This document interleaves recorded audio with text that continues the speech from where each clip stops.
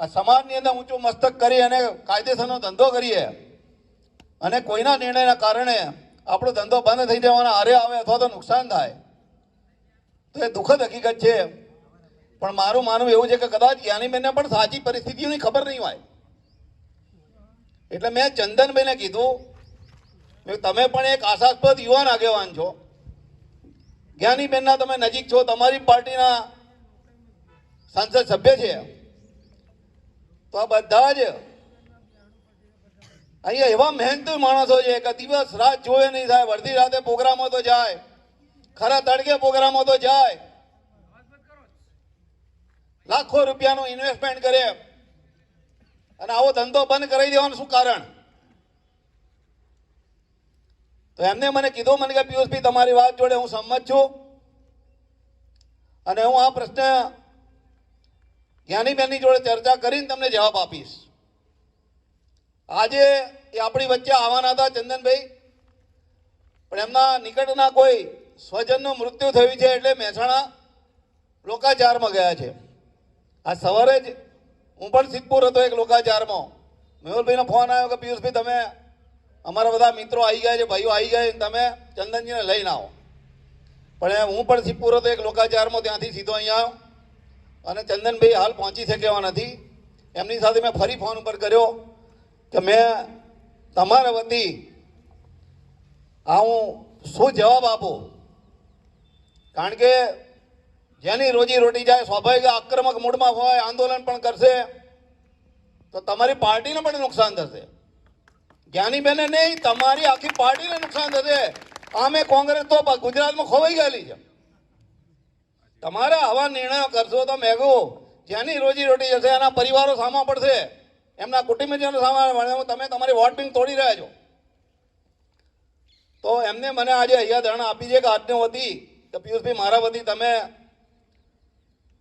બધા મિત્રોને કહેજો કે હું પૂરો પ્રયત્ન કરીશ અને મને આશા છે કે જ્ઞાનીબેન એમને આ જે નિર્ણય કર્યો છે એના માટે ફેર વિચારણા ચોક્કસ કરશે. કે મારી પાસે બીજા પણ મિત્રોની વાત આવી છે, તમારો મુદ્દો બહુ સાચો છે અને હું તમને વિશ્વાસ આપું છું તમારો મુદ્દો એટલો બધો સાચો છે કારણ રોજી રોટીનો સવાલ છે, તમારા સમાજનો સવાલ છે, તમારી આજીવિકાનો સવાલ છે.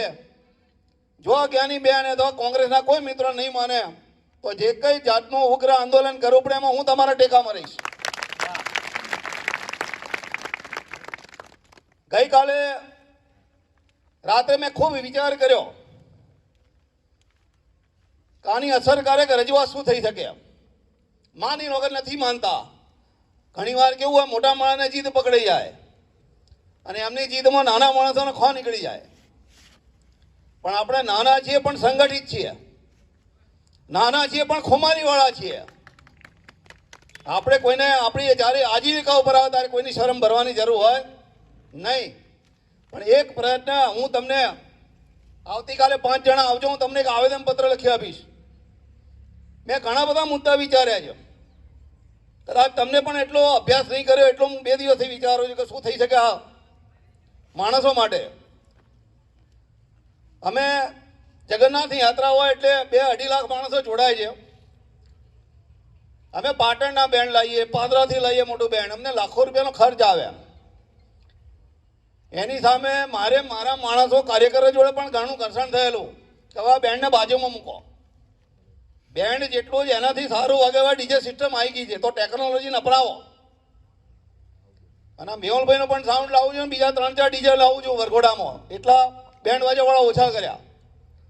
જો મારી આજે એવી મોટી સંસ્થાને નડતું હોય તો ગરીબમાં ગરીબ માણસ પોતાને કે પ્રસંગ હોય ને ત્યારે મોતથી ઉજવવા ઈચ્છતો હોય.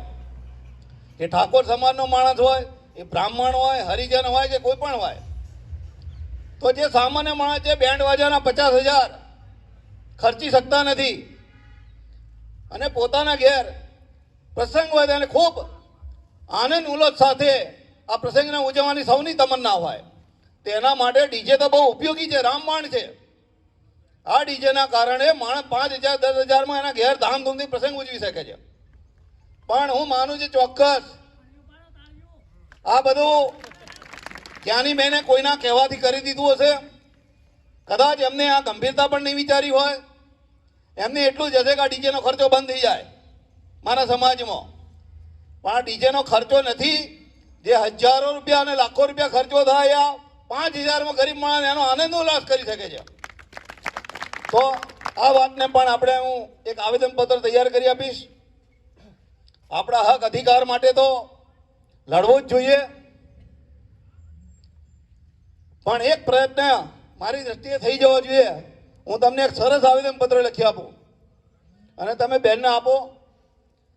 મને વિશ્વાસ છે કે બેન પોતે એમના નિર્ણય માટે ચોક્કસ ફેર વિચારણા કરશે અને આપણે કોઈ જાતના સંઘર્ષ વગર આપણું યથાવત કામ શરૂ થઈ જાય. ના માને તો ચૂંટણીઓ નજીક આવવાની છે ગુજરાતમાં. તમને અનેક નેતાઓ જોડે સંપર્ક કરાવીશ અને આખા કોંગ્રેસ પાર્ટીની દાડે બહિષ્કાર કરજો. એમાં એક પણ માં ફૂટતા નહીં. તમારું સંગઠન હશે તો કોઈની તાકાત નથી આ દુનિયામાં. એક પણ કોંગ્રેસમાં લાખ રૂપિયા આપે ને તો ડીજે લઈને ના જતા. ખાલી ડીજે લગ્નમાં નથી વપરાતું સાહેબ. કોઈ પણ નેતા હોય, કોઈ પણ પક્ષ હોય, કથા હોય, વાર્તા હોય, સૌને ડીજેની જરૂરિયાત છે આજે. તો તમે એવો એક ધંધો લઈને આવ્યા છો માર્કેટમાં કે લાખો માણસ સુધી આ મારી વાતને પહોંચાડ્યો તો આ ડીજે છે અત્યારે વાગે છે તો બોલી શકો છો. તો તમારી પણ સમાજના પ્રત્યેક વર્ગને જરૂર છે. એ રાજકારણ હોય, એ ધર્મક્ષેત્ર હોય કે સામાજિક ક્ષેત્ર હોય, તો તમારા વગર પણ કોઈને ચાલવાનું નથી. એક સમાજ કદાચ બહિષ્કાર કરશે તો તમારો ધંધો બંધ નથી થઈ જવાનો. પણ તમે પણ, હું તમને એક આખી નાનકડી બુકલેટ લખી આપીશ અને તમારા એસોસિએશન મારફતે ગામે ગામ બુકલેટ આપજો. જે સરપંચ કે કોઈ પણ સમાજનો આગેવાન વિરોધ કરતો હોય એની આંખો ખુલી જશે કે હું ખોટા માર્ગે છું. તો એ બુક પણ હું તમને ટૂંક જ સમયમાં લખી આપીશ. તમારી ઈચ્છા હોય એટલી છપાવજો. મારે કોઈ એક પૈસો એમાં લેવાનો નથી અને મારો કોઈ સ્વાર્થ નથી, પણ તમારું આંદોલન બહુ મજબૂત છે અને સાચી દિશામાં છે. તો હર સંભવ હું આપ સૌને ખાતરી આપું છું કે હર કોઈ રીતે હું તમારી સાથે રહીશ. તમારી આજની મીટિંગની વાત પણ હું મીડિયા સમક્ષ પણ લઈ જઈશ. આટલી બધી મોટી સંખ્યામાં આપ સૌ ઉપસ્થિત છો, તો પત્રકારોના માધ્યમથી પણ આપણે જ્ઞાનીબેન અને આખા કોંગ્રેસનો જેટલો ગુજરાતમાં સમુદાય છે એ લોકોના સુધી પણ આ વાત પહોંચાડીશું.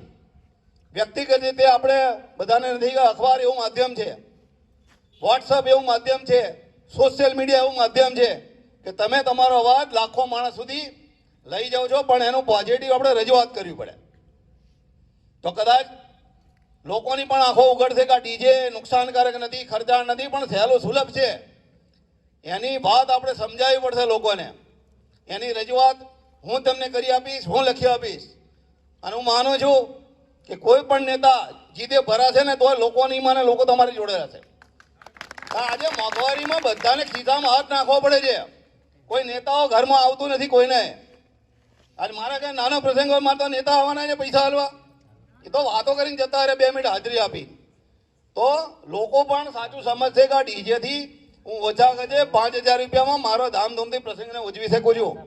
કોને એવી ઈચ્છા ના હોય પોતાને કે દીકરાના લગ્ન હોય, દીકરીના લગ્ન હોય, તો આ ડીજે સૌના માટે જરૂર છે સમાજમાં અને એના માટે આપણે ભેગા થઈને પ્રયત્ન કરીશું. પહેલો પ્રયત્ન આપણે સમજાવટથી કરવો જોઈએ.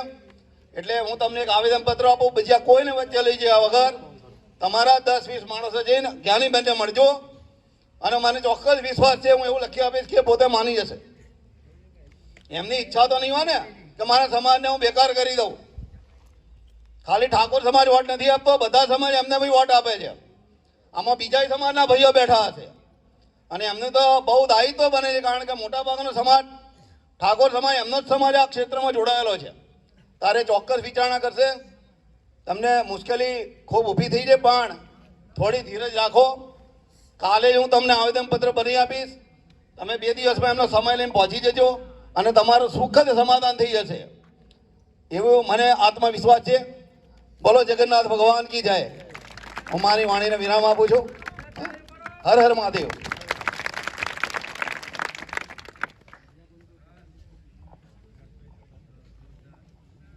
હા, આપણને સાહેબે ખૂબ જ